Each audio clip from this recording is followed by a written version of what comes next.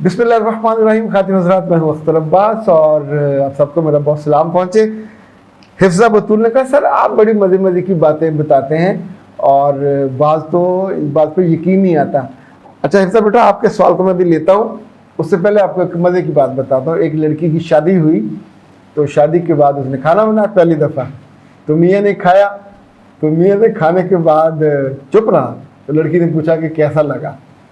उसने कहा ठीक है, जले हुए चमड़े की सी बू आ रही है।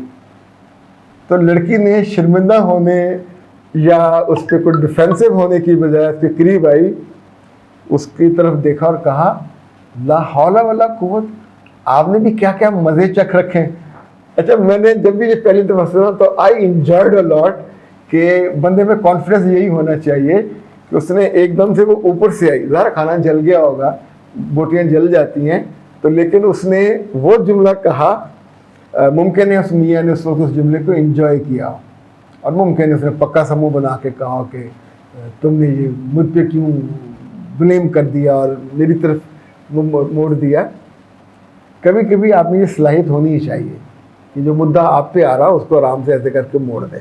अच्छा, हिफ्ज़ा ने जो सवाल किया वो कहते हैं कि सर शौहर से तो मसला नहीं है, शौहर के अब्बा जी बहुत तंग करते हैं, हर चीज़ में मुदाखलत करते हैं, इवन किचन में आके ना सिर्फ खड़े रहते हैं बल्कि इधर उधर देखकर बर्तनों पे उनकी जगहों पे चमचों पे उन तक पे एतराज़ करते हैं, यहाँ क्यों पड़ा। तो उनके होते हुए मुझसे मेरा अपना काम नहीं होता, तो मैं क्या करूं, मेरा ज़हनी सुकून ख़त्म हो गया हुआ। ऐसी सूरत हाल में क्या हम अलग हो जाएं। मेरे बच्चे, इतनी सी बात पे क्या अलग होना, आपकी सास कहाँ है। तो जब आपके ससुर साहब आया करें, उसको चुप करके किचन से बाहर निकल जाए, ताकि जो सास हैं इस तरह के हमले को वो भुगतें। कुछ हवाई हमले होते हैं, कुछ ज़मीनी हमले होते हैं। अच्छा, ये आम तौर पे तो जो तलबी के हमले होते हैं, हमें भी हम समझो हम भी हैं, हमसे पूछे बिना। तो ऐसे में जब वो किचन में ना आए हों तो रोज़ पूछ लिया, अबू जी मीठा क्या खाना है। कभी सोइयाँ बना दी, कभी खीर बना दी, कभी कस्टर्ड बना दिया।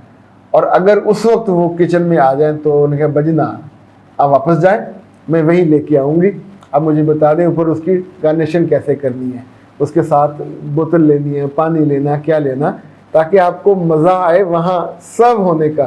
देखिए, जब हम होटल में भी जाते हैं तो उनके किचन में नहीं घुस जाते, ना वो घुसने देते। आप जाके टेबल पे बैठते हैं, वहीं आपको मज़ा भी इसी चीज़ का होता है। और मर्दों को कभी जनाना नहीं बनना चाहिए। उस मर्द को जनाना कहते हैं जो औरतों वाले काम करे। मियाँ और बीवी अकेले हों, आप आपस में कोई काम बांट लें, वो मर्द जनाना नहीं कहलाएगा, वो पार्टनर कहलाएगा। वो आपका है, एक जान का हिस्सा है, उसमें चीज़ें बांट लेते हैं। बाज़ दफ़ा मर्द ऐसे भी आगे मुझे बताते हैं कि हम दोनों, तो वो खाना बना रही होती है, मैं बर्तन धो देता हूँ, तो इट्स ओके।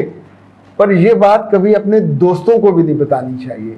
सबसे ज़्यादा नज़र लगती है, हाय इनके घर में इतना सुख है, इनके घर में इतना सुकून है।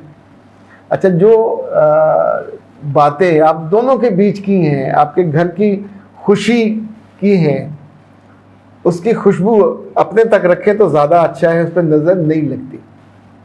अदरवाइज़ बहुत से आपके हम उम्र जो हैं उनके घर में वो नहीं होता, तो उन्हें प्रॉब्लम होता है।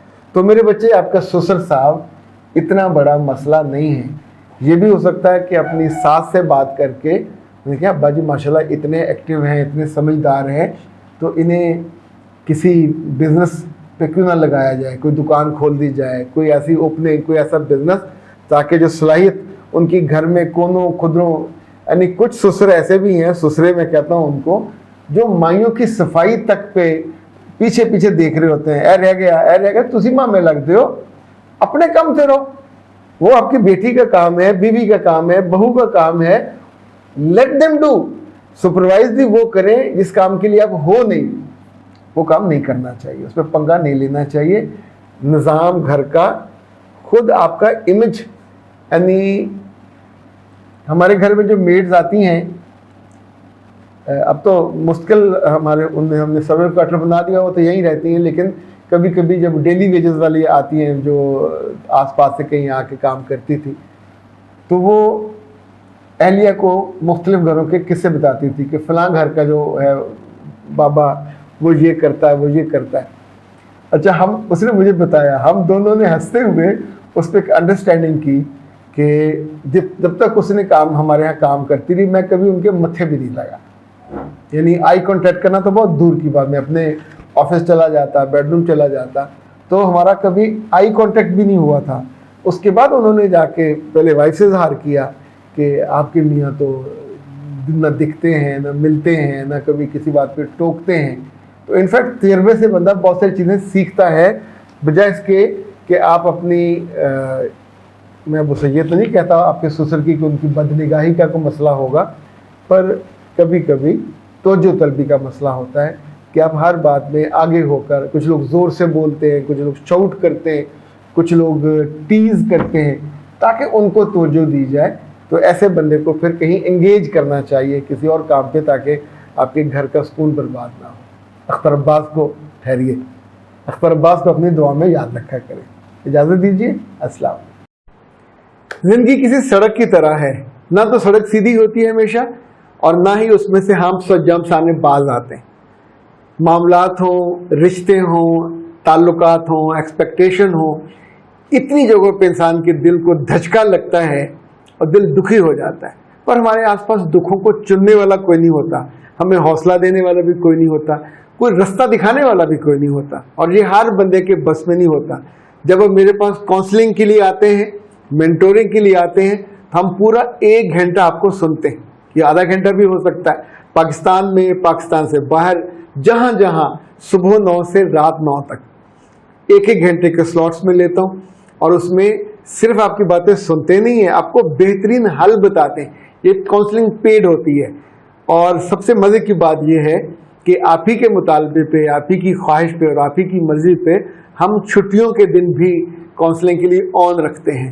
0300 946 8746 0332 746 8746. پاکستان میں ہو یا پاکستان سے باہر، ضرور رابطہ کیجیے گا، تاکہ آپ کے دکھوں کو ہم محبت کی چمٹی سے ایسے کر کے اٹھا سکیں اور آپ کو راستہ بتا سکیں، تاکہ آپ کی زندگی کا سفر آسان، سہل، خوشگوار اور بہت اچھا ہو.